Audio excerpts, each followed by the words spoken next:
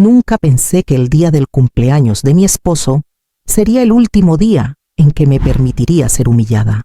Nunca imaginé que mientras sostenía esa bandeja con champán para él y para ella, mi corazón estaría preparándose no para romperse otra vez, sino para renacer. Porque hay momentos en la vida donde tocas fondo con tanta fuerza que lo único que puedes hacer es impulsarte hacia arriba. Y ese momento llegó para mí esa noche, frente a todos, frente a ella, frente a él. Pero antes de seguir, verifica si ya estás suscrito al canal y escribe en los comentarios desde dónde estás viendo este video. Nos encanta saber hasta dónde llegan nuestras historias. No obstante, debo advertirte que lo que voy a contarte no es fácil de escuchar, porque no es fácil de vivir, pero es real, es mío, y quizás, de alguna forma, también sea tuyo. Me llamo Valeria, tengo 42 años, y durante 18 de ellos fui la esposa de Ricardo Montenegro. 18 años en los que construí un hogar, crié a 2 hijos, sostuve su ego cuando sus negocios fallaban, aplaudí sus éxitos como si fueran míos y me volví invisible en el proceso, porque eso es lo que pasa cuando amas a alguien que no te ve. Te conviertes en el decorado de su vida, en la sombra que limpia, cocina, organiza y sonríe, pero que nunca, nunca es invitada a sentarse a la mesa principal. Ricardo era un hombre de negocios, exitoso, carismático, del tipo que ilumina una habitación cuando entra, alto, de presencia imponente, con ese tipo de sonrisa que hace que las personas confíen en él instantáneamente. Yo me enamoré de esa luz cuando tenía 24 años, recién salida de la universidad, con sueños de ser arquitecta, con planes de viajar por el mundo, de diseñar edificios que dejaran huella, de hacer algo significativo con mi vida. Pero él me convenció de que nuestro mundo podía ser suficiente. Me dijo que me amaba, que seríamos un equipo, que construiríamos algo grande juntos. Y yo le creí, porque cuando tienes 24 años y alguien te mira como si fueras la única persona en el universo, es fácil creer que ese sentimiento durará para siempre. Los primeros años fueron buenos, no perfectos, pero buenos. Ricardo estaba empezando su empresa de consultoría financiera y yo trabajaba en un estudio de arquitectura pequeño pero prometedor. Vivíamos en un apartamento modesto, teníamos sueños grandes y nos quedábamos despiertos hasta tarde hablando sobre el futuro. Él me contaba sus planes de expandir el negocio, de abrir oficinas en otras ciudades, de convertirse en alguien importante en el mundo financiero. Yo le hablaba de los proyectos que quería diseñar, de mi deseo de crear espacios que mejoraran la vida de las personas, de combinar funcionalidad con belleza. Cuando quedé embarazada de Mateo, todo cambió. Ricardo estaba emocionado, pero también preocupado por el dinero. Su empresa apenas estaba despegando y mi sueldo no era suficiente para cubrir todos los gastos. Hablamos sobre opciones. Él sugirió que yo dejara de trabajar por un tiempo, solo hasta que el negocio estuviera más estable, solo hasta que el bebé fuera un poco más grande. Es temporal, me dijo. En unos años podrás volver a tu carrera, te lo prometo. Y yo acepté, porque amaba a ese bebé que crecía dentro de mí, porque quería ser una buena madre, porque creí en sus promesas. Dejé mi trabajo cuando estaba en el 7º mes de embarazo. Mi jefe me dijo que la puerta siempre estaría abierta para mí, que era una de sus mejores diseñadoras. Recuerdo que lloré ese último día en la oficina, aunque no sabía exactamente por qué. Quizás una parte de mí ya sabía que no volvería. Mateo nació un martes de octubre, con el cielo gris y la lluvia golpeando las ventanas del hospital. Fue el día más hermoso y aterrador de mi vida. Cuando lo sostuve por primera vez, cuando vi sus ojos oscuros mirándome como si yo fuera su mundo entero, supe que haría cualquier cosa por él, cualquier cosa. Y durante los siguientes meses, eso significó desaparecer como Valeria, para convertirme simplemente en mamá. Las noches sin dormir, los pañales, la lactancia, el llanto interminable. Ricardo ayudaba cuando podía, pero su negocio demandaba más y más de su tiempo. Salía temprano, regresaba tarde, y muchas veces apenas tenía energía para sostener a su propio hijo. Yo no me quejaba. Pensaba que era mi deber, mi responsabilidad. Las mujeres de mi familia siempre habían sido así, fuertes, sacrificadas. capaces de sostener un hogar con sus propias manos mientras los hombres salían a conquistar el mundo. Mi madre había criado a 4 hijos prácticamente sola, mientras mi padre trabajaba en 2 empleos. Mi abuela había sido viuda joven y había sacado adelante a sus hijos vendiendo comida casera. Yo venía de una línea de mujeres que sabían cómo sobrevivir, pero nadie me enseñó cómo vivir. Nadie me dijo que sobrevivir no era suficiente. Cuando Mateo tenía 2 años, quedé embarazada de Sofía. No fue planeado. Ricardo y yo apenas teníamos intimidad en ese momento. Él siempre estaba cansado, siempre estresado por el trabajo, siempre con la mente en otra parte. Pero una noche, después de cerrar un contrato importante, llegó a casa feliz, con una botella de vino y flores. Hicimos el amor como si fuéramos aquellos jóvenes enamorados de años atrás. Fue dulce y nostálgico. Y 3 semanas después, descubrí que estaba embarazada otra vez. Ricardo no lo tomó bien. No es el momento ideal, dijo, caminando de un lado a otro en la sala. Apenas estamos saliendo adelante con Mateo. ¿Cómo vamos a manejar 2 niños? Yo me quedé en silencio, con la mano sobre mi vientre todavía plano, sintiendo cómo algo se rompía dentro de mí. No me preguntó qué quería yo. No me preguntó cómo me sentía. Simplemente calculaba números, como si nuestro bebé fuera solo otro gasto en su hoja de balance. Pero Sofía llegó de todas formas, una hermosa niña de ojos verdes y risa contagiosa. Y a pesar de las circunstancias de su concepción, a pesar de las dudas iniciales de Ricardo, ella trajo luz a nuestra casa. Mateo estaba fascinado con su hermanita. La cuidaba, le cantaba, se sentaba junto a su cuna solo para verla dormir. Y yo me enamoré de ser madre de 2. Era exhaustivo, sí, era difícil, pero también era hermoso. El negocio de Ricardo despegó cuando Sofía tenía 1 año. Consiguió varios clientes importantes, expandió su equipo, se mudamos a una casa más grande, en un barrio mejor. Finalmente, teníamos estabilidad financiera. Finalmente podíamos respirar sin preocuparnos por las cuentas. Y yo pensé que quizás ahora sería el momento de retomar mi carrera, de volver a ser Valeria la arquitecta, no solo Valeria la mamá. Le mencioné la idea a Ricardo una noche durante la cena. Los niños ya estaban dormidos, y era uno de esos raros momentos en que estábamos solos juntos. He estado pensando en volver a trabajar, le dije, tratando de sonar casual. Sofía ya tiene 1 año, Mateo está en preescolar. Podría buscar algo de medio tiempo o quizás trabajar desde casa. Él levantó la vista de su plato con una expresión que no pude descifrar. ¿Trabajar? ¿Por qué querrías trabajar? Estamos bien económicamente. No necesitamos el dinero extra. No es por el dinero, respondí, sintiendo cómo mi voz se volvía más pequeña. Es por mí. Extraño diseñar. Extraño usar mi cerebro para algo más que planear menús y horarios de siesta. Él suspiró, de esa forma en que suspiran las personas cuando piensan que estás siendo irracional. Valeria, los niños te necesitan. Yo te necesito. Esta casa no se maneja sola. Y además, ¿quién cuidaría a los niños mientras trabajas? ¿Vas a dejarlos con extraños? Después de todo lo que hemos sacrificado para darles un hogar estable, sus palabras se clavaron en mi pecho como agujas. Hemos sacrificado, había dicho, pero yo era la única que había sacrificado su carrera, sus sueños, su identidad. Él seguía siendo Ricardo Montenegro, exitoso empresario. Yo me había convertido en la esposa de Ricardo y la mamá de Mateo y Sofía. No dije nada más esa noche.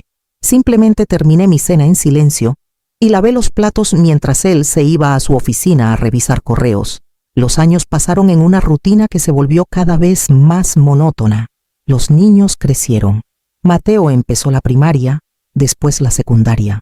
Sofía lo siguió unos años después. Yo me convertí en la mamá que siempre estaba en las reuniones escolares, en los eventos deportivos, en las presentaciones de arte. Era la que horneaba galletas para las ventas de caridad, la que organizaba las fiestas de cumpleaños elaboradas, la que se aseguraba de que todo en la vida de mis hijos fuera perfecto. Y mientras tanto, Ricardo construía su imperio. Su empresa creció hasta tener oficinas en 3 ciudades. Empezó a aparecer en revistas de negocios, a dar conferencias, a ser invitado a eventos exclusivos, y yo siempre estaba a su lado, sonriente, bien vestida, diciendo las cosas correctas, siendo la esposa perfecta, Aprendí a moverme en esos círculos sociales donde todo es apariencia y nadie dice realmente lo que piensa. Aprendí a hacer conversación trivial con otras esposas que también habían dejado sus carreras atrás. Aprendí a fingir que era feliz, porque no era feliz. No lo era desde hacía años, pero tampoco era completamente infeliz. Tenía una casa hermosa, hijos maravillosos, seguridad económica. ¿Qué derecho tenía a quejarme? Había mujeres que lo pasaban mucho peor. Había mujeres que sufrían abusos, que no tenían para comer, que luchaban cada día solo para sobrevivir. Yo tenía privilegios, así que tragaba mi insatisfacción, sonreía y seguía adelante. La infidelidad de Ricardo no fue un rayo en un cielo despejado. Fue una tormenta que vi venir desde lejos, pero que decidí ignorar, porque reconocerla significaba tener que hacer algo al respecto, y yo no estaba lista. No estaba lista para desmantelar la vida que había construido, por muy agrietada que estuviera. Los mensajes en su teléfono que fingí no ver, las salidas nocturnas que justificaba con juntas de trabajo, el perfume que no era el mío impregnado en sus camisas, las miradas vacías durante las cenas familiares, como si estuviera físicamente presente, pero mentalmente a kilómetros de distancia. La primera vez que encontré evidencia concreta fue hace 3 años. Estaba buscando un documento en su computadora portátil cuando vi una carpeta de fotos. Algo en mi interior me dijo que no la abriera, que algunas cosas es mejor no saberlas. Pero otra parte de mí, la parte que había estado muriendo lentamente durante años, necesitaba saber la verdad. Abrí la carpeta. Había fotos de Ricardo con una mujer que no conocía, cenas en restaurantes caros, viajes a playas tropicales, momentos íntimos que me hicieron sentir náuseas. No lloré, no grité. Simplemente cerré la computadora, fui al baño y vomité. Después me lavé la cara, me rehice el maquillaje y fui a recoger a Sofía de su clase de ballet, porque eso es lo que hacía. Seguía funcionando, seguía cumpliendo con mis deberes, sin importar lo destrozada que estuviera por dentro. Le pregunté a Ricardo esa noche, con calma, sin drama, ¿quién es ella? Él ni siquiera lo negó. Solo suspiró y dijo, Valeria, no es lo que piensas, es complicado. Complicado, como si la traición pudiera ser justificada con esa palabra. Le pregunté si la amaba. No lo sé, respondió. Solo sé que contigo me siento atrapado, como si mi vida fuera solo trabajo y responsabilidades. Con ella me siento vivo. Sus palabras me destrozaron más que las fotos, porque lo que estaba diciendo era que yo era la responsabilidad, la carga, la razón por la que no se sentía vivo. Yo, que había dejado todo por él. Yo, que había criado a sus hijos, mantenido su casa, sido su soporte durante todos esos años. Yo era la que lo hacía sentir muerto. Terminó esa relación, o al menos eso dijo. Fue un error, me aseguró. No significó nada. Te amo a ti, amo a nuestra familia. No volverá a pasar. Y yo quise creerle. Necesitaba creerle. Porque la alternativa era aceptar que mi matrimonio era una mentira, que había desperdiciado los mejores años de mi vida en alguien que no me valoraba. Así que lo perdoné, o fingí perdonarlo. La diferencia entre ambas cosas se volvió cada vez más difusa con el tiempo, pero las cosas nunca volvieron a ser iguales. Había una distancia entre nosotros que no podíamos cerrar. Yo lo miraba y veía a un extraño. Él me miraba y veía nada. Creo que esa era la parte más dolorosa. No el odio o el resentimiento, sino la indiferencia. Yo me había vuelto invisible para él. Los niños lo notaban. Sofía me preguntaba por qué papá y yo ya no nos abrazábamos. Mateo se ponía tenso cada vez que estábamos juntos en la misma habitación. Traté de mantener las apariencias, de fingir que todo estaba bien. Pero los niños no son tontos. Ellos sienten la tensión, el frío, el vacío. Y entonces, hace 2 años, apareció Daniela Romero, 32 años, soltera, sin hijos, ambiciosa, hermosa en esa forma que parece diseñada para hacer que otras mujeres se sientan inadecuadas. Cabello largo y brillante, que probablemente requería tratamientos que costaban más que mi despensa mensual. Cuerpo perfecto, esculpido en gimnasios de lujo, con entrenadores personales. Ropa de diseñador que se ajustaba en todos los lugares correctos, maquillaje impecable, uñas perfectas, dientes blanquísimos. Y esa seguridad de quien nunca ha tenido que sacrificar nada por nadie, de quien nunca se ha levantado a las 3 de la mañana con un bebé que no deja de llorar, de quien nunca ha puesto las necesidades de otros antes que las propias. Ricardo me la presentó en una cena de negocios. «Es mi nueva socia», dijo con una sonrisa que me revolvió el estómago. «Va a ayudarme a expandir la empresa al mercado internacional». Ella me estrechó la mano con firmeza, me miró directo a los ojos y sonrió. Pero sus ojos no sonreían. Sus ojos me evaluaban, me medían, me encontraban irrelevante. Desde ese momento, Daniela se convirtió en una presencia constante en nuestras vidas. Ricardo hablaba de ella constantemente. Daniela tuvo una idea brillante para el proyecto de México. Daniela cerró el trato con los inversionistas japoneses. Daniela esto, Daniela aquello. Cada mención de su nombre era como una pequeña puñalada. Y lo peor era que él parecía no darse cuenta. O tal vez sí se daba cuenta y simplemente no le importaba.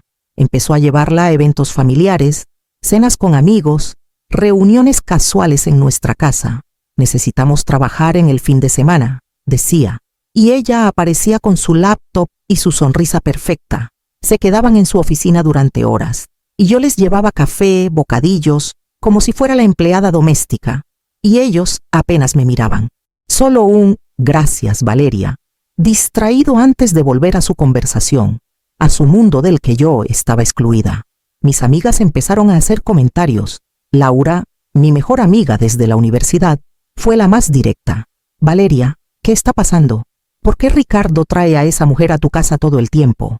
Yo me encogía de hombros, trataba de restarle importancia. «Son socios de negocios, es normal». Pero Laura me miraba con esos ojos llenos de preocupación y compasión que me hacían querer llorar. «Cariño, las mujeres nos reconocemos entre nosotras. Esa mujer no te mira como una socia mira a la esposa de su socio, te mira como una rival mira a su competencia. Y peor aún, como una rival que ya ganó». Yo no quería escucharlo. No quería aceptar que estaba pasando de nuevo, que después de todo lo que habíamos atravesado, después de todas sus promesas, Ricardo estaba teniendo otra aventura. Pero las señales estaban todas allí, los mensajes constantes a deshoras, las salidas repentinas por trabajo, los regalos caros que aparecían cargados a nuestras tarjetas de crédito, pero que nunca llegaban a casa, las noches que no regresaba hasta el amanecer, oliendo a perfume caro y mentiras. Una noche, hace aproximadamente 6 meses, lo confronté. Fue después de una cena particularmente tensa, donde él había pasado toda la velada en su teléfono, sonriendo ante mensajes que claramente no eran de trabajo. Los niños ya se habían ido a dormir. Estábamos solos en nuestra habitación, ese espacio que alguna vez fue íntimo, pero que ahora se sentía como un campo de batalla. «¿Estás teniendo una aventura con Daniela?», pregunté. Mi voz salió más firme de lo que esperaba. Él ni siquiera levantó la vista de su teléfono. «¿Por qué siempre tienes que ser tan dramática, Valeria?», responde la pregunta. Finalmente me miró, y en sus ojos vi algo que me heló la sangre. No culpa, no arrepentimiento, solo molestia. «¿Y qué si lo estoy? ¿Qué vas a hacer al respecto?». Sus palabras me dejaron sin aire, porque lo que estaba diciendo no era solo una admisión de infidelidad, era un desafío. Era él diciéndome que no le importaba lo que yo pensara, lo que yo sintiera, lo que yo decidiera. Era él diciéndome que yo no tenía poder en esta relación, que nunca lo había tenido. «Podrías pedirme el divorcio», dije, sorprendiéndome a mí misma con las palabras. «Podrías al menos tratarme con respeto». Él se rió, una risa corta y amarga. «¿Divorcio? ¿Y darle la mitad de todo lo que he construido? No seas ingenua, Valeria. Tú no trabajas, no tienes ingresos propios, no tienes opciones. Así que puedes seguir jugando a la esposa perfecta o puedes hacer un escándalo y terminar sin nada. Tú decides». Esa noche dormí en el cuarto de huéspedes, o más bien no dormí. Me quedé despierta toda la noche mirando el techo, sintiendo cómo mi mundo se desmoronaba alrededor de mí, porque Ricardo tenía razón en algo. Yo no tenía opciones, no tenía carrera, no tenía ingresos, no había trabajado en 18 años. ¿Quién me contrataría ahora? ¿Cómo mantendría a mis hijos? ¿Dónde viviríamos? El miedo me paralizaba, pero más que el miedo, Lo que realmente me mantenía atrapada era la vergüenza de admitir que mi matrimonio era un fracaso, la vergüenza de reconocer que había desperdiciado casi 2 décadas de mi vida en alguien que no me amaba, la vergüenza de enfrentar a mi familia, a mis amigos, a la sociedad que todavía juzga a las mujeres divorciadas como si fueran defectuosas de alguna manera. Así que me tragaba la humillación día tras día y seguía adelante. Llamé a mi hermano Javier a la mañana siguiente. Él es abogado especializado en derecho familiar. Le conté todo. Lloré por teléfono como no había llorado en años, soltando todo el dolor que había estado conteniendo. Él me escuchó en silencio, y cuando terminé, dijo: Valeria, no tienes que vivir así. Hay opciones, hay leyes que te protegen. Déjame ayudarte. Me envió información sobre mis derechos en caso de divorcio. Me explicó que después de 18 años de matrimonio, yo tenía derecho a la mitad de todos los bienes adquiridos durante el matrimonio, que la infidelidad de Ricardo jugaba a mi favor, que podía solicitar pensión alimenticia para mí y para los niños, que no estaba tan desamparada como pensaba, pero aún así no di el paso. Porque una cosa es conocer tus derechos y otra muy diferente es tener el coraje de reclamarlos. Seguí en esa casa, en ese matrimonio muerto, soportando las humillaciones cada vez más frecuentes. Ricardo ya ni siquiera se molestaba en ocultar su relación con Daniela. Hablaba abiertamente de ella frente a los niños. La llamaba en medio de las cenas familiares. Salía con ella los fines de semana mientras yo me quedaba en casa sola. Mateo empezó a pelear con su padre. Discusiones fuertes donde mi hijo defendía mi honor con una fiereza que me partía el corazón. ¿Por qué tratas así a mamá?, le gritaba. ¿Por qué no simplemente se divorcian si ya no la amas? Y Ricardo respondía con frialdad: cuando seas adulto y tengas tus propias responsabilidades, entenderás que la vida no es tan simple. Sofía, por su parte, se volvió más callada, más retraída. Pasaba horas en su habitación, evitando estar en las áreas comunes cuando su padre estaba en casa. Una noche entró a mi habitación llorando. Mamá, ¿por qué te quedas con papá? ¿Por qué aguantas esto? Preferiría que estuvieras divorciada y feliz que casada y triste.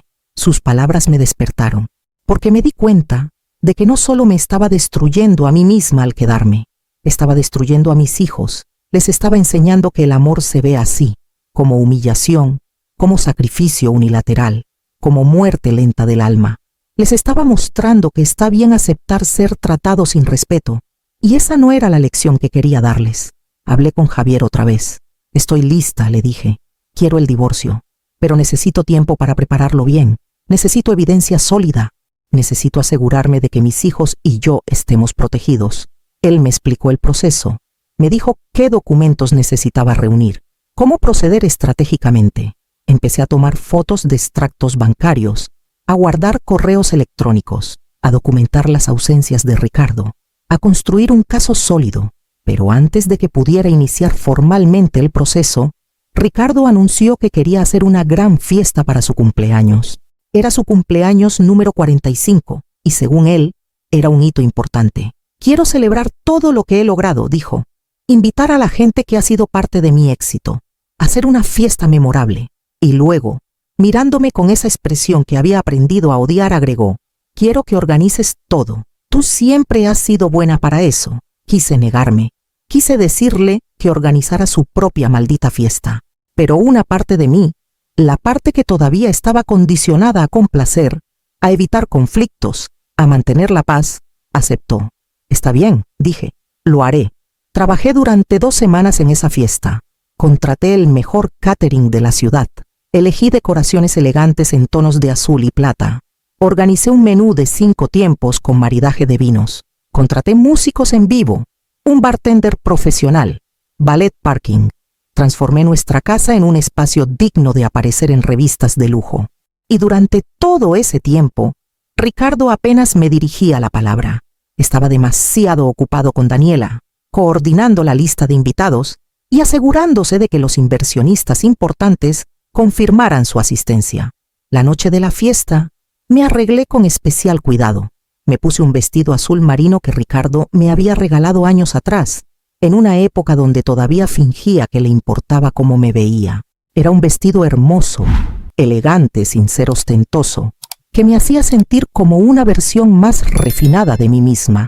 Me maquillé, me peiné con un moño sofisticado, me puse los aretes de perlas que mi madre me regaló el día de mi boda.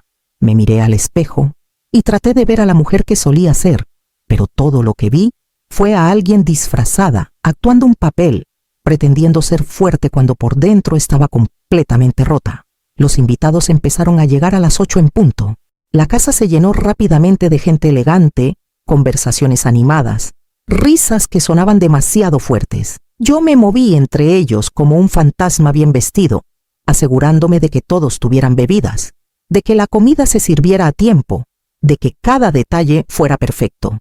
Saludaba, sonreía, hacía conversación trivial y moría un poco más por dentro con cada interacción.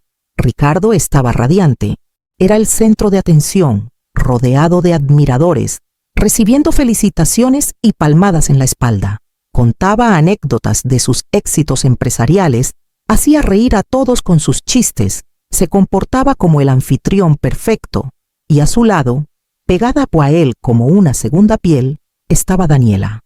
Ella había elegido un vestido rojo brillante, ajustado, con un escote que dejaba poco a la imaginación. Su maquillaje era impecable, su cabello caía en ondas perfectas sobre sus hombros y llevaba joyas que probablemente costaban más que el auto que yo manejaba. Se movía por la sala con una confianza absoluta, tocando el brazo de Ricardo constantemente, riendo de todo lo que él decía, mirándolo con adoración apenas disimulada, y él la miraba de vuelta. ¡Oh, cómo la miraba!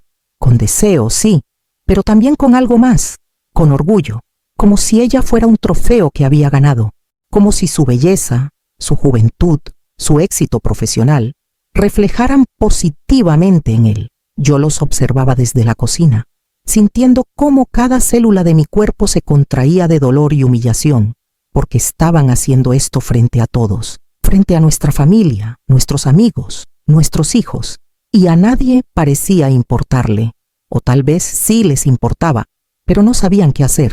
Vi las miradas incómodas de algunos invitados, los susurros discretos, las expresiones de compasión dirigidas hacia mí cuando pensaban que no estaba mirando, pero nadie dijo nada, porque eso es lo que hace la gente bien educada: ignorar el elefante en la habitación, fingir que todo está bien, mantener las apariencias a toda costa. Mis hijos estaban en una esquina, alejados del bullicio. Mateo tenía los brazos cruzados y una expresión oscura en el rostro. Sofía estaba llorando silenciosamente, limpiándose las lágrimas con discreción. Les sonreí desde la distancia, tratando de transmitirles que todo estaría bien, aunque yo misma no estaba segura de creer eso. Cerca de las 10 de la noche, cuando la fiesta estaba en su punto más alto, cuando todos habían bebido suficiente vino para estar relajados pero no borrachos, Ricardo subió al pequeño escenario que habíamos montado en la sala para los músicos. Tomó el micrófono y pidió atención. La música se detuvo gradualmente, las conversaciones fueron cesando una por una, y pronto todos los ojos estaban en él, esperando su discurso. Quiero agradecer a todos por estar aquí esta noche.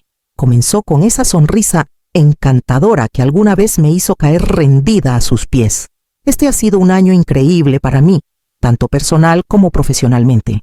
He cerrado negocios importantes, he expandido mi empresa a mercados internacionales, he conocido gente maravillosa que ha enriquecido mi vida de formas que nunca imaginé, y he llegado a una etapa donde finalmente sé lo que quiero y con quién quiero estar. Mi corazón comenzó a latir con fuerza. Algo en su tono, en la forma en que miraba a Daniela mientras hablaba, me puso en alerta máxima. Busqué a mis hijos con la mirada y los vi acercándose lentamente, con expresiones de preocupación y confusión. Como todos saben, continuó Ricardo, saboreando cada palabra, disfrutando claramente de la atención. He estado trabajando muy de cerca con mi socia, Daniela Romero, y gracias a su talento y dedicación, hemos logrado cosas que parecían imposibles. Ella ha sido fundamental en mi éxito reciente, y esta noche quiero reconocer eso públicamente.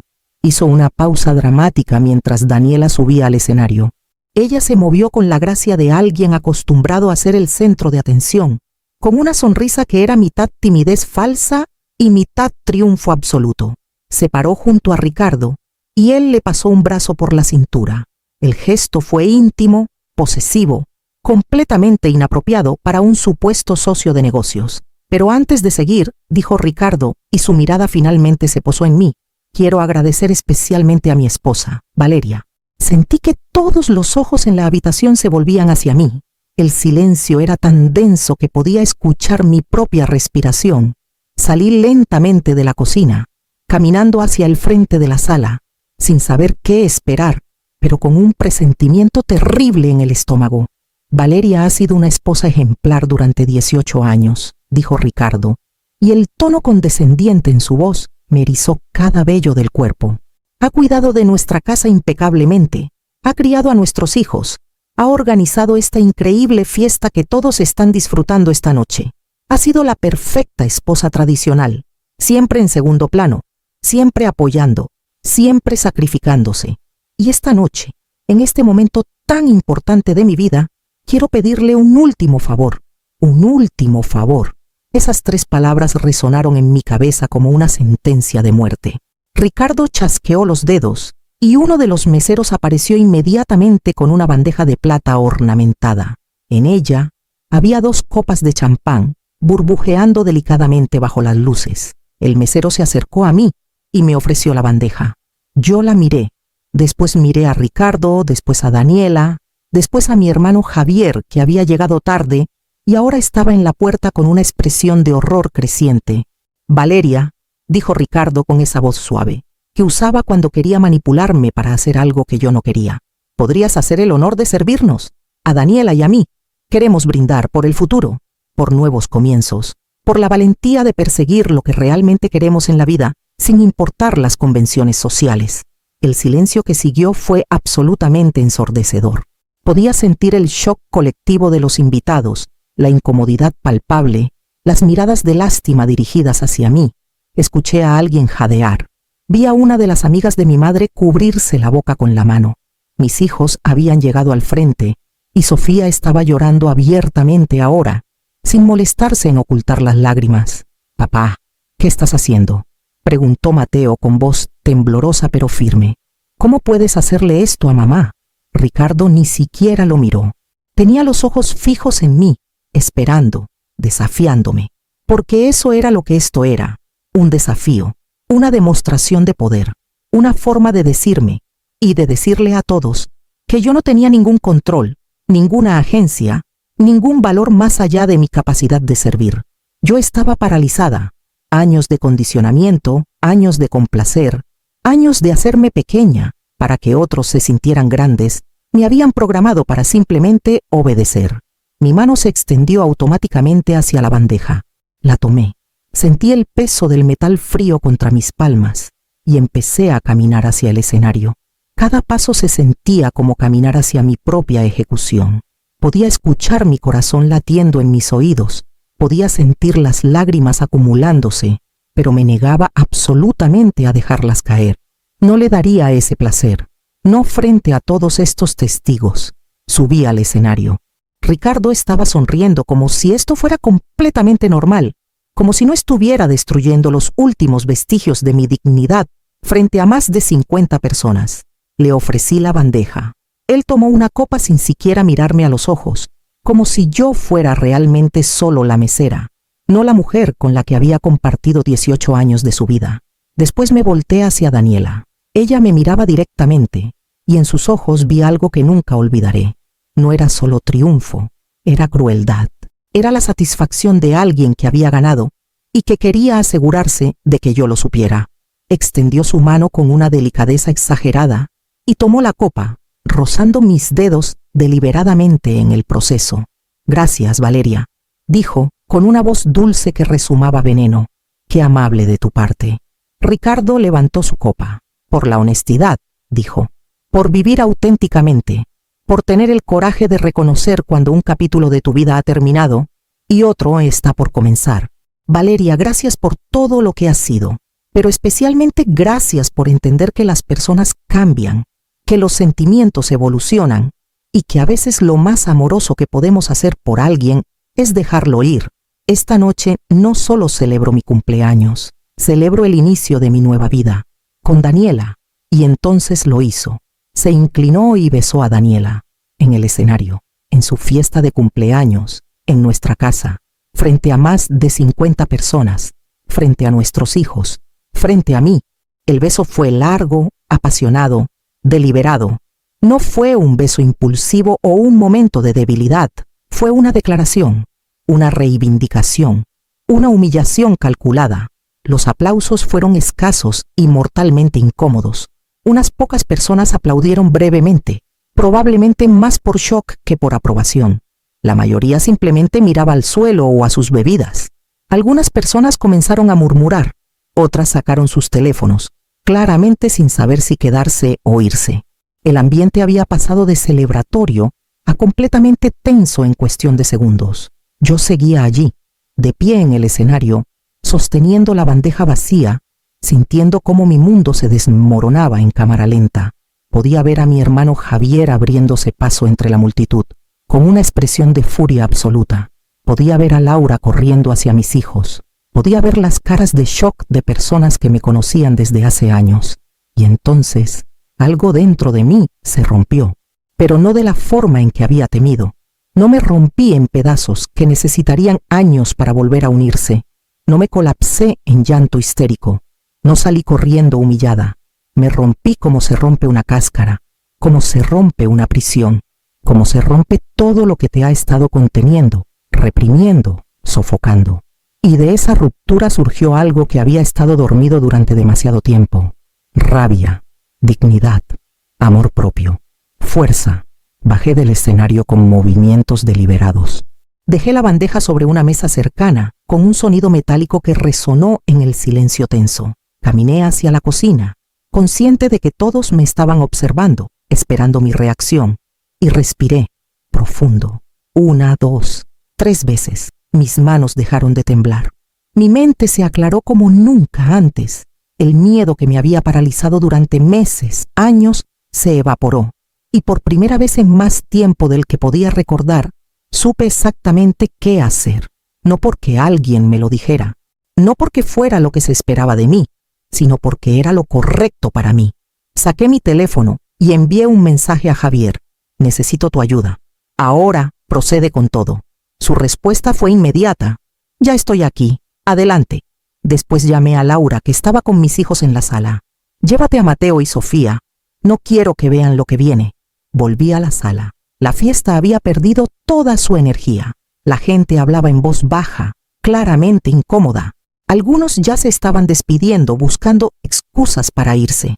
Ricardo y Daniela habían bajado del escenario y estaban rodeados de un pequeño grupo de personas que les felicitaban con entusiasmo forzado. Me acerqué a mis hijos primero. Sofía estaba sollozando en los brazos de Laura. Mateo tenía los puños apretados y la mandíbula tensa. Los abracé a ambos. «Mamá, no podemos dejarte aquí», dijo Mateo. «No después de lo que acaba de pasar». Le acaricié el rostro, ese rostro que tanto se parecía al mío. Van a irse con Laura esta noche. Y mañana, y todos los días después de esto, todo va a ser diferente, mejor, se los prometo. «¿Qué vas a hacer?», preguntó Sofía, limpiándose las lágrimas. La miré a los ojos, esos hermosos ojos verdes que brillaban incluso a través de las lágrimas. Algo que debía hacer hace mucho tiempo, mi amor. Algo que ustedes necesitan ver. Porque nunca quiero que acepten ser tratados de la forma en que yo acepté ser tratada. Los amo. Ahora vayan con Laura. Confíen en mí. Laura se los llevó, no sin antes apretarme la mano y susurrar, «Dale con todo». Y yo asentí. Javier se acercó a mí. «Tengo todos los documentos en el auto. Fotos, extractos bancarios, todo. ¿Estás segura de que quieres hacer esto ahora? ¿Aquí?». Lo miré a los ojos. Él eligió humillarme públicamente. Yo elijo defenderme públicamente, sí, estoy segura. Mi hermano sonrió. Una sonrisa que no tenía nada de alegría y todo de justicia. «Entonces hagámoslo». Me acerqué al escenario nuevamente. Esta vez no subí. Me quedé al frente, de pie, con la espalda recta y la cabeza en alto. Y hablé, con una voz clara, firme, que no reconocí como mía. «Disculpen que interrumpan», dije. La sala se quedó en silencio instantáneamente. Ricardo se volteó. con una expresión de sorpresa que rápidamente se transformó en irritación. Valeria, no hagas una escena, me advirtió. Me reí. Una risa genuina, aunque amarga. ¿Una escena?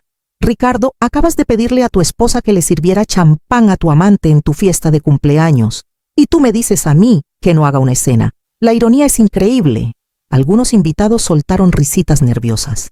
Daniela se había puesto pálida. Tienes razón en algo. Continué, avanzando hacia el centro de la sala para que todos pudieran verme, para que todos pudieran escucharme. Las personas cambian, los sentimientos evolucionan, y a veces es necesario dejar ir. Así que eso es exactamente lo que voy a hacer. Te voy a dejar ir, Ricardo. Mañana a primera hora vas a recibir los papeles del divorcio. Se escucharon jadeos alrededor de la sala. Ricardo se puso rígido. Y no voy a pedir nada modesto, continué, sintiendo cómo cada palabra me daba más poder, más claridad, más fuerza. Voy a pedir la mitad de todo, de cada propiedad, de cada inversión, de cada cuenta bancaria, de cada activo que has acumulado durante nuestros 18 años de matrimonio. Porque durante todo ese tiempo, mientras tú construías tu imperio, yo era tu socia. Yo sostenía tu hogar. Yo criaba a tus hijos. Yo sacrificaba mi carrera, mis sueños, mi identidad. Y legalmente, moral y éticamente, la mitad de todo es mío. Ricardo bajó del escenario, caminando hacia mí con pasos furiosos. No te atrevería, siseó, lo suficientemente bajo para que solo yo pudiera escucharlo, pero yo ya no era la mujer que se dejaba intimidar. Mira bien cómo me atrevo, respondí en voz alta para que todos escucharan. Mi hermano es abogado, como bien sabes, y durante los últimos 6 meses, desde que supe que tu aventura con Daniela no era un rumor sino una realidad, él ha estado documentando todo. Cada peso que has gastado en ella usando fondos de nuestro matrimonio, cada viaje que has pagado con nuestras tarjetas de crédito, cada regalo, cada cena, cada hotel, el apartamento que compraste a su nombre, todo documentado, todo rastreable, todo ilegal según las leyes de bienes conyugales. Daniela se había puesto completamente blanca. Ricardo, ¿compraste un apartamento a mi nombre? ¿Con dinero del matrimonio? ¿Estás loco? Ricardo la ignoró, manteniendo sus ojos fijos en mí, pero ahora había algo más allá de la furia en su expresión. Había miedo. En este país, continué, dirigiéndome no solo a Ricardo, sino a todos los invitados que ahora estaban completamente cautivados. La infidelidad es causal de divorcio con pérdida de derechos. El cónyuge infiel puede perder su parte de los bienes comunes, especialmente si se demuestra que usó fondos matrimoniales para mantener a su amante.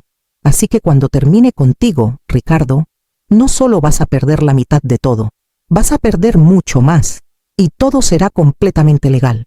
Estás exagerando, dijo él, pero su voz salió débil, sin convicción. ¿Exagerando? Repetí, y ahora mi voz estaba cargada de toda la rabia, todo el dolor, toda la humillación acumulada de años. ¿Exagerando? Ricardo, me obligaste a servir champán a tu amante en tu cumpleaños, en nuestra casa, frente a nuestros hijos, frente a toda nuestra familia y amigos. La besaste en un escenario frente a todos, mientras yo todavía era legalmente tu esposa, y yo soy la que está exagerando. El silencio en la sala era absoluto. Algunas personas habían sacado sus teléfonos y estaban grabando. Javier estaba cerca, documentando todo, asegurándose de que cada palabra, cada reacción, quedara registrada. Además, dije, sintiendo cómo cada célula de mi cuerpo vibraba con energía y determinación. Todos estos invitados que trajiste para impresionar, todos estos socios e inversionistas importantes, ahora son testigos de tu crueldad, de tu humillación pública hacia la madre de tus hijos. Y eso, Ricardo, eso va a jugar muy bien a mi favor en cualquier juicio, porque los jueces no son robots que solo ven números, son seres humanos que consideran el contexto, el comportamiento, la moralidad. Valeria está siendo dramática y vindictiva, intentó decir, pero incluso mientras lo decía podía ver que sabía que había perdido. ¿Dramática? Repetí con una risa que no tenía humor. No, Ricardo. Dramática hubiera sido colapsar en lágrimas cuando me pediste que sirviera a tu amante. Dramática hubiera sido salir corriendo humillada de mi propia casa. Dramática hubiera sido aceptar tu trato silenciosamente, como lo he estado haciendo durante años. Esto no es drama, Esto es justicia. Esto es dignidad. Esto es una mujer que finalmente se cansó de ser invisible, de ser usada, de ser tratada como si no valiera nada. Me di la vuelta para irme. Había dicho lo que necesitaba decir, pero la voz de Ricardo me detuvo. Valeria, espera, por favor. Podemos hablar de esto, en privado. No tiene que ser así. No tiene que ser frente a todos. Me volteé lentamente, y lo que vi me dejó sin aliento. Ricardo estaba arrodillado, allí, en medio de la sala, rodeado de todos sus invitados, con su traje Armani de $3,000 y su orgullo supuestamente inquebrantable. Estaba arrodillado frente a mí. Valeria, por favor, suplicó, y su voz estaba quebrada, desesperada. No hagas esto. No me destruyas públicamente. Podemos resolverlo. Te daré lo que quieras, pero no aquí, no frente a todos. Mi reputación, mi negocio, todo está en juego.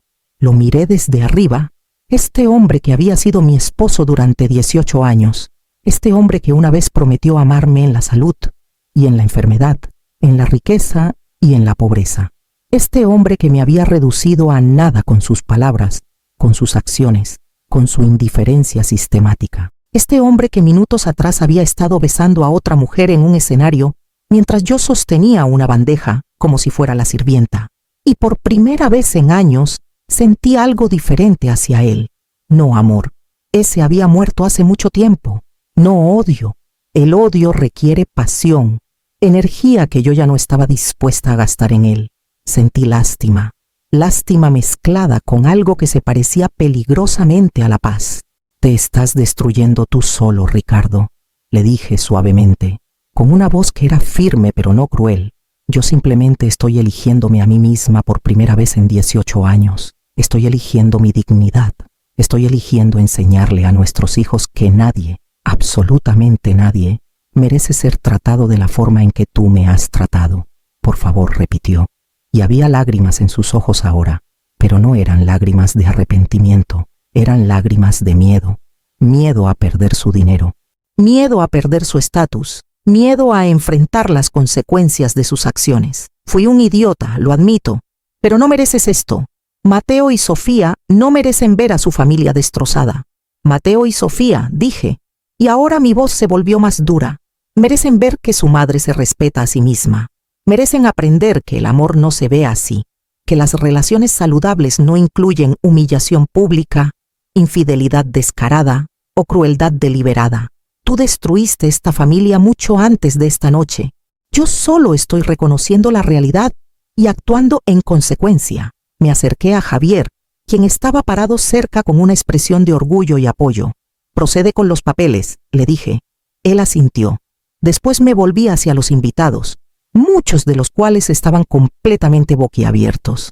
Lamento que su velada haya terminado de esta manera, pero gracias por ser testigos, gracias por ver, porque el silencio es lo que permite que hombres como Ricardo continúen comportándose así. El silencio es cómplice. Ustedes ahora saben la verdad. Lo que hagan con esa información es su decisión. Y entonces, con la cabeza en alto y el corazón latiendo con adrenalina y libertad, caminé hacia la puerta. No corriendo, no escondiéndome, caminando, como una mujer que sabía exactamente quién era y lo que valía. Los días siguientes fueron un torbellino de actividad legal, emociones intensas y cambios fundamentales.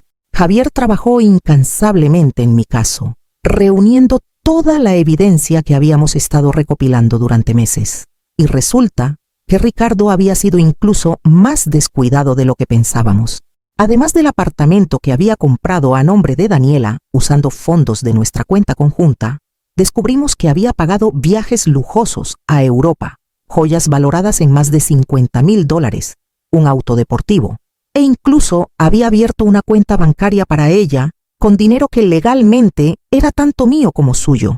Todo documentado, todo rastreable, todo completamente ilegal según las leyes de bienes matrimoniales. Cuando el abogado de Ricardo vio la evidencia completa, literalmente palideció. Le aconsejó a Ricardo que llegáramos a un acuerdo extrajudicial inmediatamente, porque si esto iba a juicio, no solo perdería la mitad de todo, sino potencialmente mucho más. Los jueces no son amables con cónyuges que roban del patrimonio común para mantener amantes. Pero más allá del aspecto legal, lo que realmente hizo la diferencia fue el aspecto social. El video de esa noche se volvió viral en nuestros círculos sociales. No porque yo lo compartiera, nunca lo hice, sino porque varios invitados lo subieron a sus redes sociales. En cuestión de días, la historia se había esparcido como pólvora. Ricardo se convirtió en un paria social. Los inversionistas con los que tanto quería impresionar empezaron a distanciarse, no porque fueran particularmente morales, sino porque asociarse con alguien que tenía esa reputación era malo para sus propias imágenes. Los contratos se cancelaron. Las reuniones se pospusieron indefinidamente. Su empresa comenzó a tambalearse. Daniela lo dejó exactamente 6 semanas después del escándalo. No porque de repente desarrollara una conciencia, sino porque Ricardo ya no era la apuesta segura que ella pensaba. Cuando su dinero y su estatus comenzaron a desaparecer, ella también desapareció. Lo dejó por otro empresario, uno más joven, más rico, sin el bagaje de un divorcio mediático. Ricardo me llamó llorando el día que ella se fue. Quería mi consuelo, mi compasión. Quería que yo fuera su red de seguridad emocional como siempre había sido. Valeria, te necesito, sollozó por teléfono. Tú eres la única que realmente me conoce, la única que alguna vez me amó de verdad. ¿Podemos hablar? ¿Podemos vernos? No le respondí. Simplemente colgué. Bloqueé su número personal. Toda nuestra comunicación a partir de ese momento se daría a través de abogados. El acuerdo final fue más que generoso. Me quedé con la casa, valorada en $2 millones.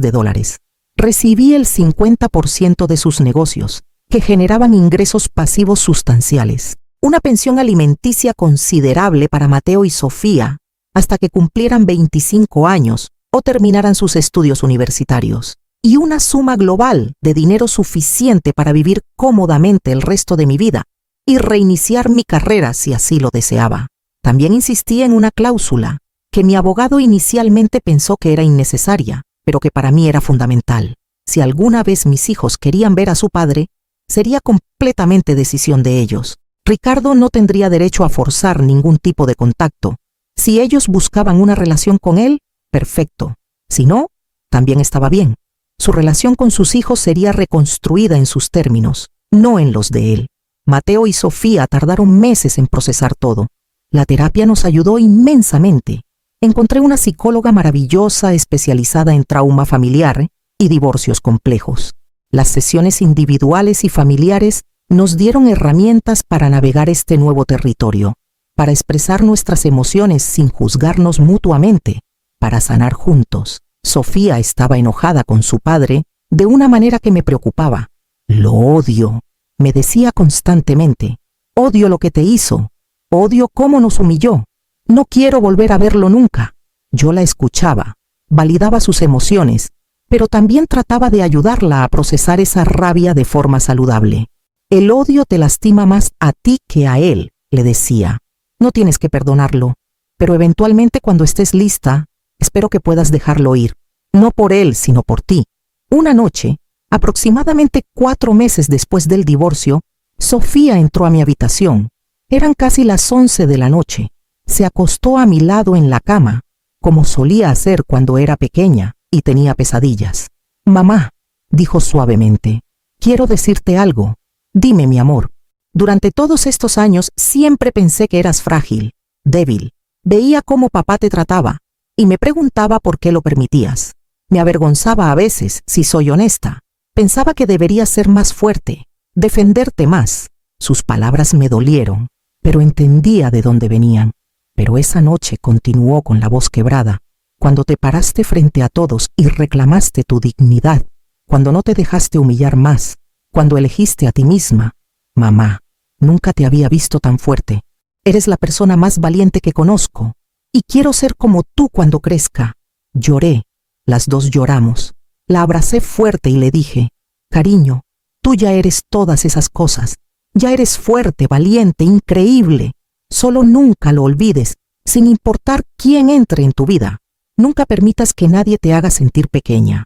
Mateo era más reservado emocionalmente, como muchos adolescentes, pero una tarde, mientras jugábamos videojuegos juntos en la sala, de repente pausó el juego y se volteó hacia mí. Mamá, papá no te merecía. dijo simplemente. Esas 5 palabras sanaron algo en mí que ni siquiera sabía que necesitaba ser sanado. Gracias, mi amor, respondí, luchando contra las lágrimas. Y quiero que sepas, continuó mirando sus manos, que cuando sea grande nunca voy a tratar a mi pareja de la forma en que papá te trató.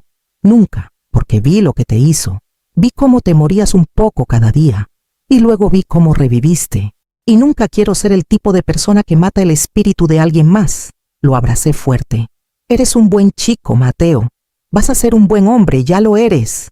Han pasado 2 años desde aquella noche. 2 años desde que toqué fondo en ese escenario. 2 años desde que Ricardo se arrodilló frente a mí, no por amor o arrepentimiento, sino por miedo.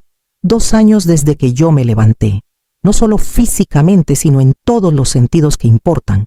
Hoy tengo 44 años. He cambiado tanto que a veces me miro al espejo y apenas reconozco a la mujer que me devuelve la mirada.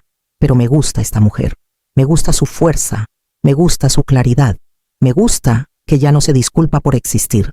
Volví a estudiar arquitectura. Al principio fue intimidante. Habían pasado 18 años. La tecnología había avanzado enormemente. Había programas de diseño que ni siquiera existían cuando yo estaba en la universidad.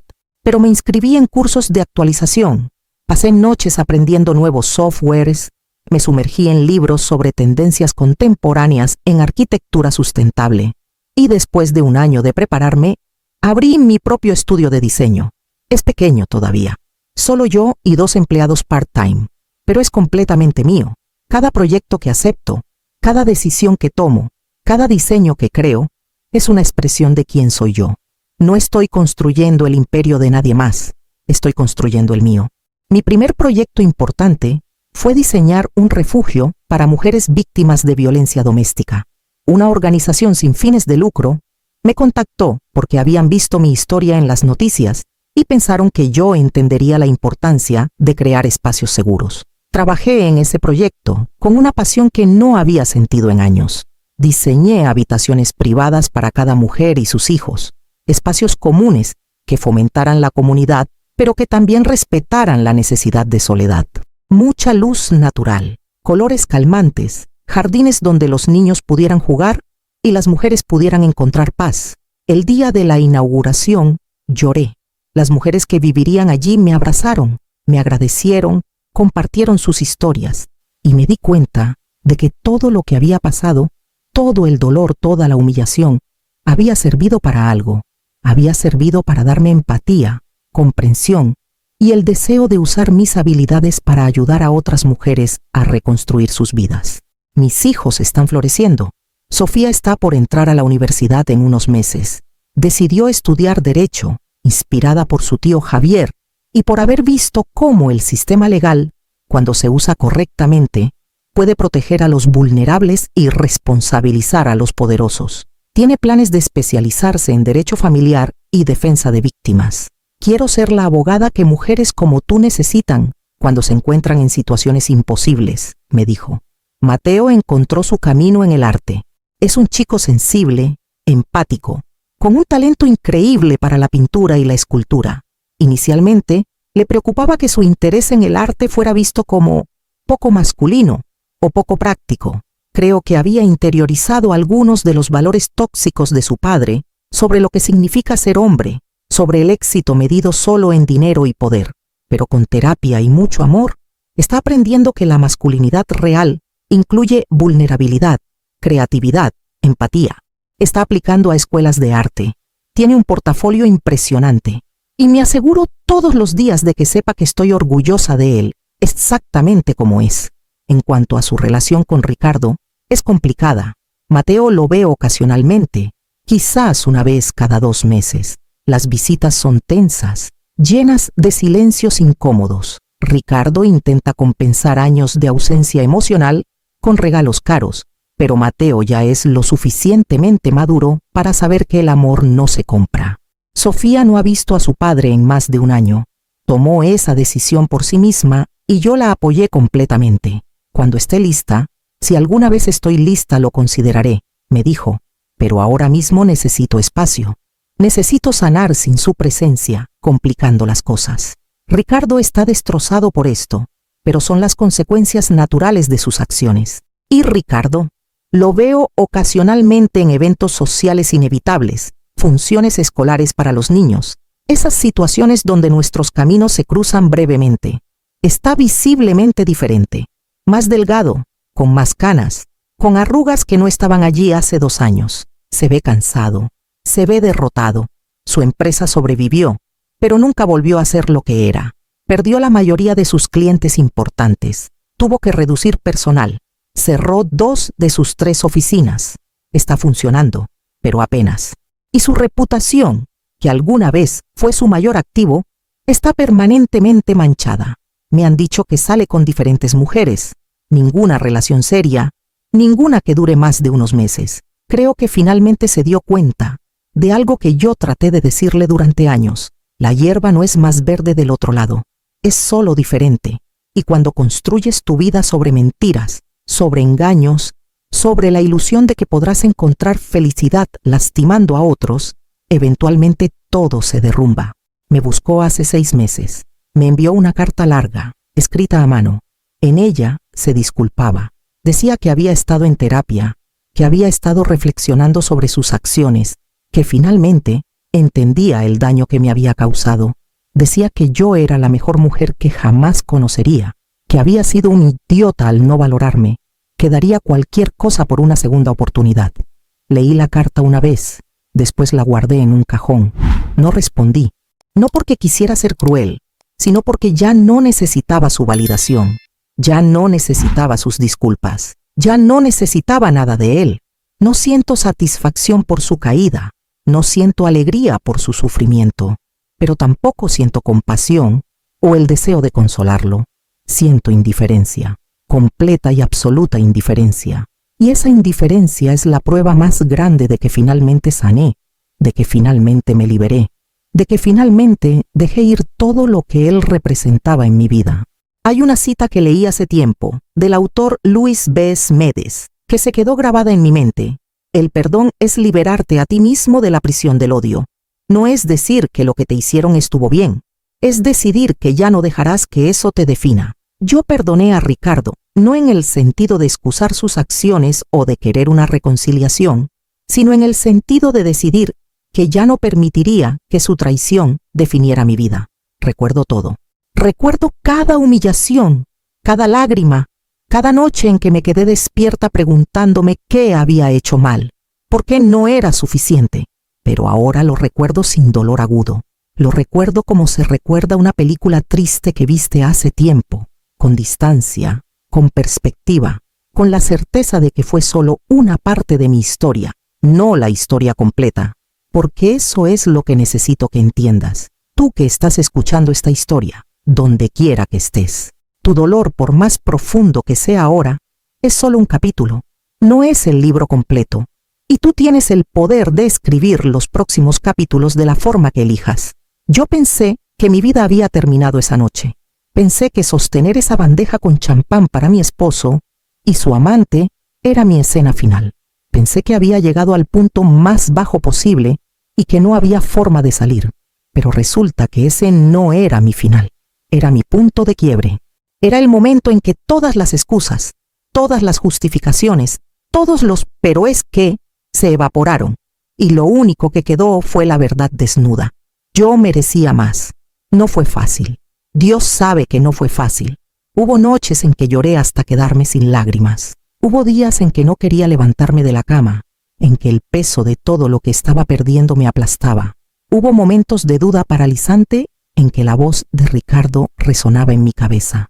No tienes opciones, no vales nada sin mí, nadie te querrá, estás demasiado vieja, demasiado fuera de práctica, demasiado dañada. Pero poco a poco, con terapia, con el apoyo inquebrantable de mi familia y amigos, con el amor incondicional de mis hijos, con el redescubrimiento gradual de quién era yo antes de convertirme en la esposa de Ricardo. Esas voces negativas se fueron haciendo más débiles y en su lugar creció otra voz.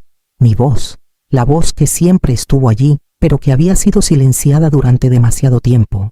Esa voz me dice cada mañana que soy suficiente, que merezco respeto, amor genuino, consideración, que mi valor no está determinado por si alguien me elige o no, sino por cómo me elijo yo a mí misma cada día, que tengo derecho a ocupar espacio, a tener opiniones, a perseguir mis sueños sin pedir permiso.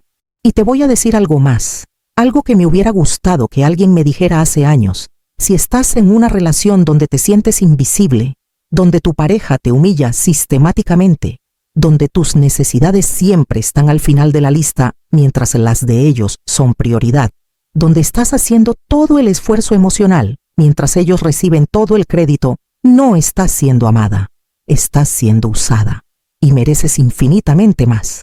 No importa cuántos años lleves en esa relación, no importa si tienen hijos juntos, no importa si tienen una casa, cuentas bancarias conjuntas, familias entrelazadas, no importa si tienes miedo del futuro, del qué dirán, de estar sola, de no tener suficiente dinero, de no ser lo suficientemente fuerte. Todos esos son miedos válidos, pero déjame decirte algo.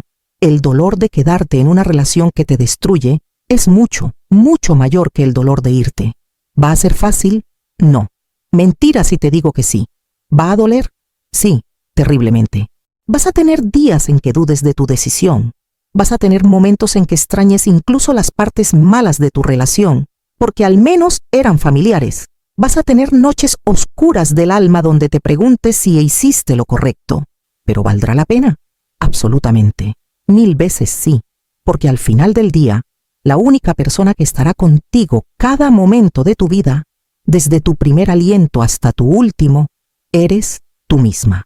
Y si no puedes mirarte al espejo con respeto, con amor, con orgullo, entonces no importa cuántas otras personas te rodeen, siempre estarás sola.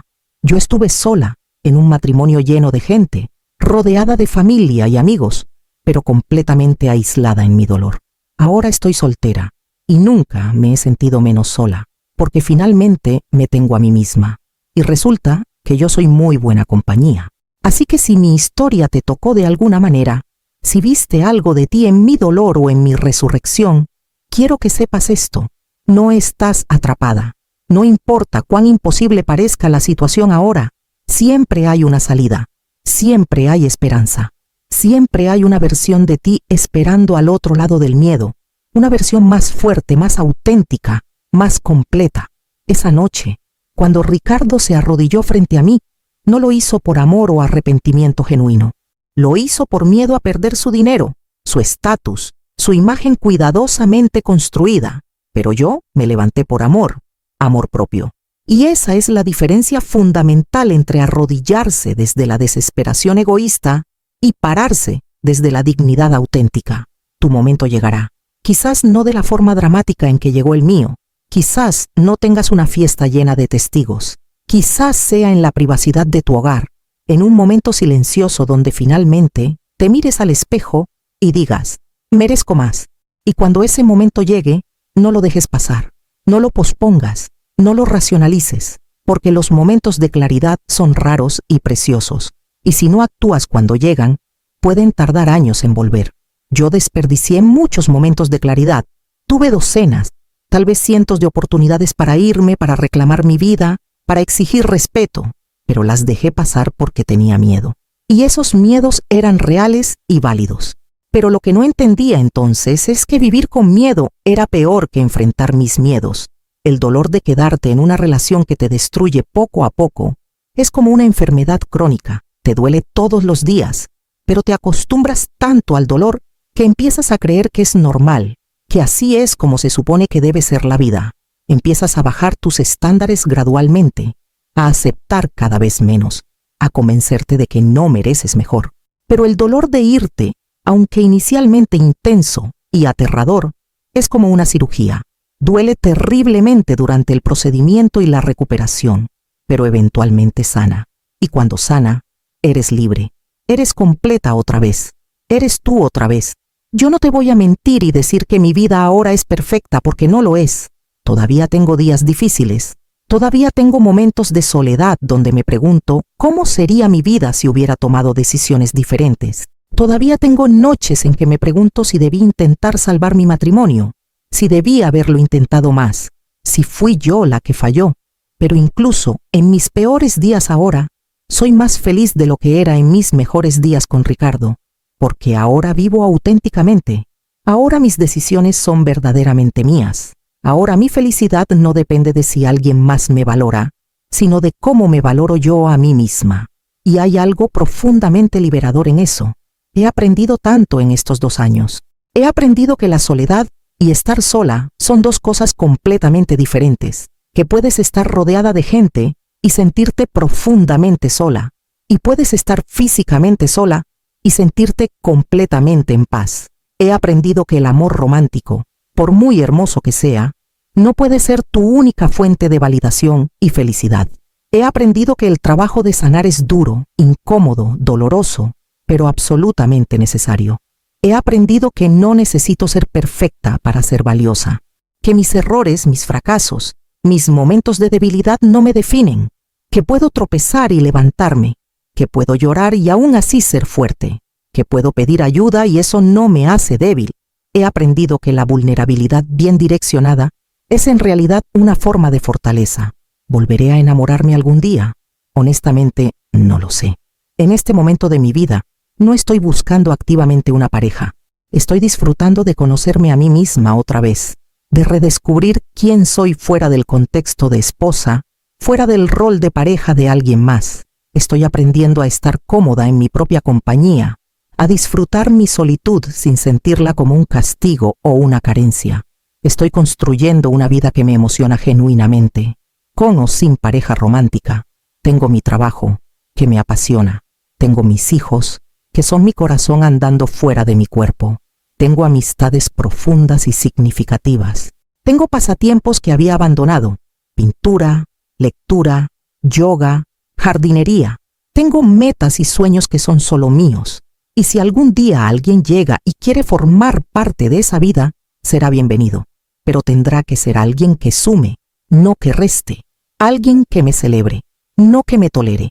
Alguien que entienda que yo soy una persona completa por mí misma, no media persona esperando ser completada. Y no voy a comprometerme en eso. No voy a hacerme pequeña otra vez para que alguien más se sienta grande. No voy a silenciar mi voz para que otra persona pueda ser escuchada. Aprendí demasiado, sufrí demasiado, crecí demasiado. La mujer que sostuvo esa bandeja de champán hace 2 años, la mujer que aceptó ser humillada públicamente porque no sabía cómo defenderse, la mujer que había olvidado su propio valor, ya no existe. Murió esa noche en el escenario, frente a todos los testigos. Y de sus cenizas nació esta mujer que soy hoy, una mujer que conoce su valor intrínseco, una mujer que no acepta migajas emocionales, una mujer que se elige a sí misma una y otra vez, en cada decisión grande y pequeña. Y si Ricardo me enseñó algo, además de todo el dolor y las lecciones duras, fue esto: que el respeto que no te dan los demás, te lo tienes que dar a ti misma, que el amor que no recibes de otros, tienes que cultivarlo dentro de ti, que la dignidad que otros intentan quitarte, solo tú puedes entregarla voluntariamente.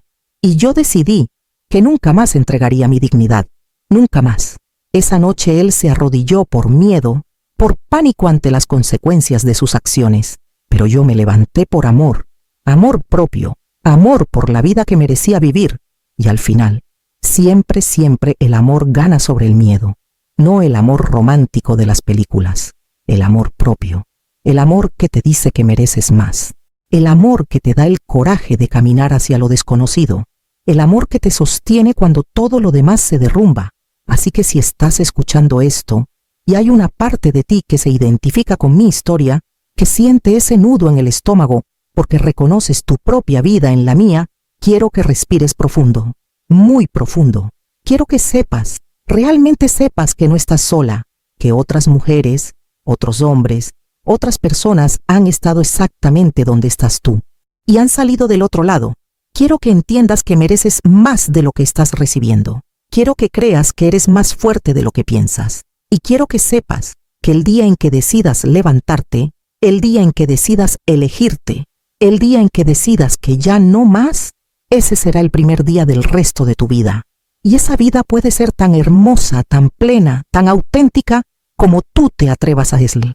No necesitas la aprobación de nadie. No necesitas permiso. No necesitas que las circunstancias sean perfectas, solo necesitas decidir que te mereces más. Y después, dar un paso, y luego otro, y luego otro. Cada paso te aleja del dolor y te acerca a la paz. Cada decisión que tomas desde el amor propio te construye, te fortalece. Cada vez que estableces un límite saludable, te respetas más. Cada vez que dices no a lo que no te sirve, le dices sí a lo que mereces. Y un día, sin darte cuenta exactamente cuándo sucedió, mirarás atrás y verás cuán increíblemente lejos has llegado. Verás a la persona que solías ser y sentirás compasión profunda por ella, gratitud por su resistencia, admiración por su coraje de cambiar. Pero ya no la reconocerás completamente como tú, porque te habrás convertido en alguien nuevo, alguien más sabio, alguien más fuerte, alguien más auténtico, alguien más completo. Mi nombre es Valeria, tengo 44 años, soy madre, arquitecta, sobreviviente, luchadora, soñadora. Soy la mujer que fue humillada públicamente en el cumpleaños de su esposo, obligada a servir champán a su esposo y a su amante. Soy la mujer que vio a su esposo arrodillarse minutos después, no por amor sino por miedo. Soy la mujer que eligió el amor propio sobre la comodidad familiar. Soy la mujer que reconstruyó su vida sobre los escombros de su matrimonio muerto. Y si yo pude hacerlo, tú también puedes, te lo prometo. ¿Ya estás suscrito al canal? Si esta historia te movió algo profundo dentro, si te hizo reflexionar, si te hizo sentir menos sola en tu propia lucha, déjamelo saber en los comentarios. Comparte desde dónde nos estás viendo. Y si conoces a alguien que necesita escuchar este mensaje, por favor compártelo, porque nunca sabes quién necesita exactamente ese empujón de esperanza, esa chispa de inspiración que puede cambiar el curso completo de su vida. Y recuerda siempre, el respeto se exige, no se ruega. La dignidad se protege ferozmente. El amor propio se construye día a día, decisión por decisión. Y tú mereces todo eso y muchísimo más. Gracias por escucharme. Gracias por verme realmente. Gracias por recordar conmigo que incluso de las cenizas más devastadoras, siempre podemos renacer más fuertes. Hasta la próxima historia. Y que sea tu propia historia de transformación y empoderamiento la que escribas a partir de hoy.